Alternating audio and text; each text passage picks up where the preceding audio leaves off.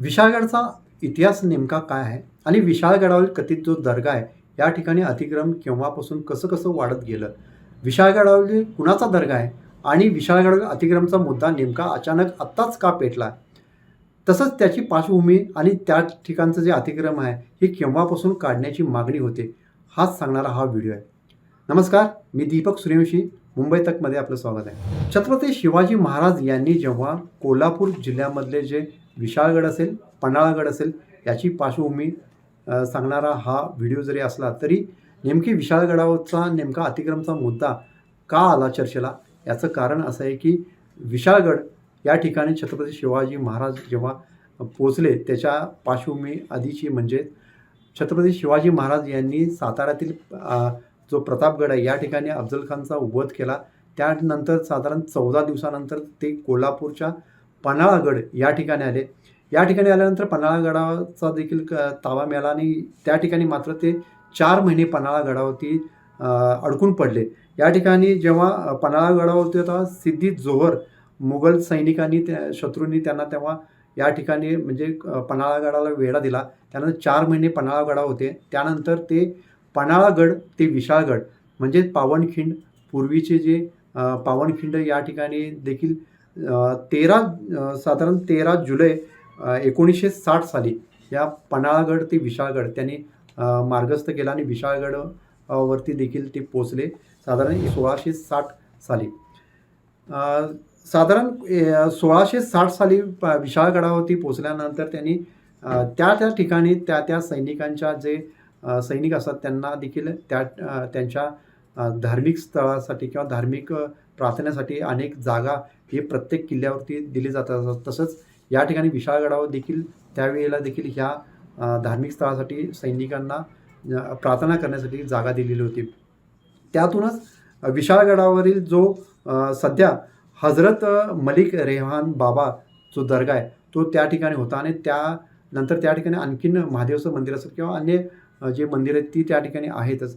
आणि अशा परिस्थितीमध्ये जो दर्गा आहे त्या दर्ग्याचं जो अतिक्रमणाचा विषय आता सध्या चर्चेला येऊ लागलेला आहे. त्या ठिकाणचं जे अतिक्रमण आहे ते हळूहळू दर्ग्याचं थोडं विस्तारलं आणि त्या परिसरामध्ये अनेक घरांचं म्हणजे जसजसं वस्ती वाढत गेली मग रहिवाशीचा जो म्हणजे परिसर झाला त्या ठिकाणचे जे दुकानदार आहेत यांनी देखील अनेक दुकानं त्या ठिकाणी थाटली गेली. साधारण हा त्या काळामध्ये अगदी अल्प जो संख्यामध्ये तो परिसर जेव्हा होता म्हणजे छत्रपती शिवाजी महाराजांच्या काळामधला जो तेव्हाचा जो ठिकाण होतं. त्यानंतर सध्या 1980 साला म्हणजे मागच्या 40 वर्षामध्ये त्या ठिकाणचं जे परिसर आहे त्या ठिकाणी धार्मिक विधी कार्यक्रम किंवा धार्मिक स्थळाचं जे महत्त्व वाढत गेलं आणि त्या ठिकाणी अनेक गोष्टी त्या ठिकाणी होऊ लागल्या. म्हणजेच अतिक्रमण हळूहळू वाढत गेलं. ज्या दर्गा होता त्या दर्ग्याची जी जागा होती त्याच्या बाजूला असेल किंवा त्या परिसरामध्ये जे विक्रेते होते त्यांची देखील हे विक्रीचे ठिकाण होते. असं हळूहळू त्या ठिकाणी वाढत गेलं आणि ही वाढत गेलेली जी परिस्थिती आहे ही आता कुठेतरी कोल्हापूर जिल्ह्यातील शिवभक्त असतील किंवा संपूर्ण राज्यामधले शिवभक्त असेल, अनेक जिल्ह्यामधले जे गडकोट आहेत त्या ठिकाणचे अतिक्रमण जे झालेलं आहे याचं काढावं म्हणजे त्या ठिकाणी अतिक्रमण हटावं अशी मोहीम आता सध्या अनेक ठिकाणी पाहायला मिळते.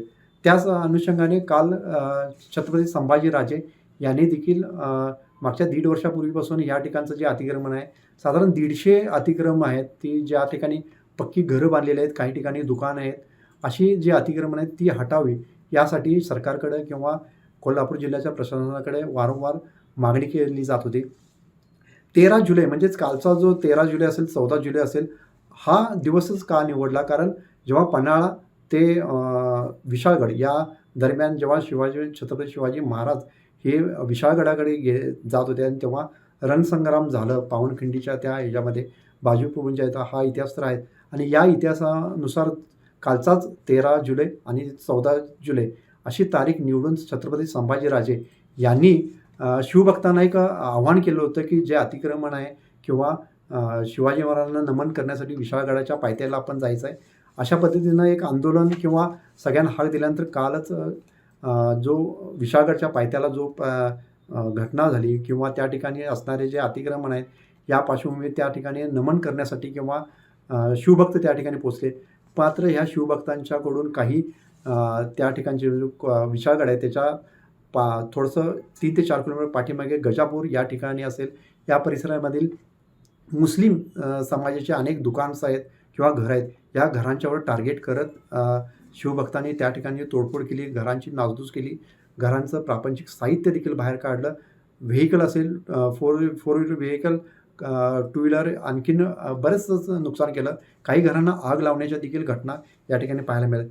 आणि ह्या ठिकाणी काही ठिकाणी सकाळच्या सुमारास जो विशाळगडचा जो दर्गा आहे त्या ठिकाणी मात्र काही प्रमाणात दगडफेक अज्ञात व्यक्तीकडून झाल्याचं पाहायला मिळालं. त्यानंतर त्या ठिकाणी पोलीस बंदोबस्त असताना देखील ह्या घटनाक्रम होत गेला आणि विशाळगडाचा हा जो अतिक्रमणचा विषय आहे हा मात्र आता सध्या चर्चेला येऊ लागला आहे. छत्रपती संभाजीराजे यांच्या नेतृत्वाखाली जी चलो विशाळगडची हाक दिली होती, या हाकेला मात्र शिवभक्तांनी त्या ठिकाणच्या अतिक्रमण जे घरं होती किंवा मुस्लिम समाजाच्याच घरांना टार्गेट करत या ठिकाणची अनेक घरांची नासधूस केल्याचं आपल्याला पाहायला मिळतं आहे. दीपक सूर्यवंशी, कोल्हापूर, मुंबई तक.